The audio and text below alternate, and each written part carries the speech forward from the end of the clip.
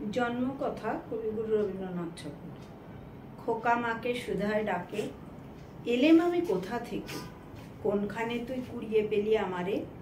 মা শুনে কয় হেসে কেঁদে, খোকারে তার বুকে বেঁধে, ইচ্ছে হয় ছিলি মনের মাঝারে।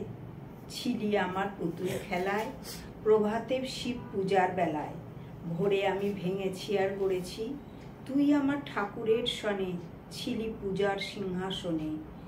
তারই পূজায় তোমার পূজা করেছি, আমার চিরকালের আশায়, আমার সকল ভালোবাসায়, আমার মায়ের দিদি মায়ের পরাণে পুরানো সেই মোদের ঘরে। গৃহদেবীর কোলের পরে যে লুকিয়েছিলি কে জানে। যৌবনেতে যখন হিয়া উঠেছিল প্রস্ফুটিয়া, তুই ছিলি সৌরভের মতো মিলায়ে। আমার তরুণ অঙ্গে অঙ্গে জড়িয়েছিলি সঙ্গে সঙ্গে, তোর লাবণ্য কোমলতা বিলায়ে। সব দেবতার আদরের ধন, নিত্যকালের তুই পুরাতন।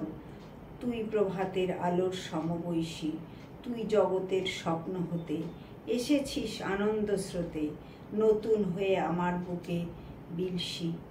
নির্নিমেষে তোমায় হেরে তোর রহস্য বুঝি নেরে, সবার ছিল আমার হলি কেমনে।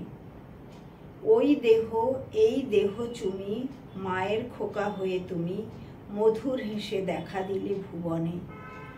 হারাই ভাড়াই ভয়ে গো তাই, বুকে চেপে রাখতে যে চাই। কেঁদে মরি একটু সরে দাঁড়ালে, জানি না কোন মায়ায় ফেঁদে বিশ্বের ধন রাখবো বেঁধে, আমারে ক্ষণ বাহু দুটির আড়ালে।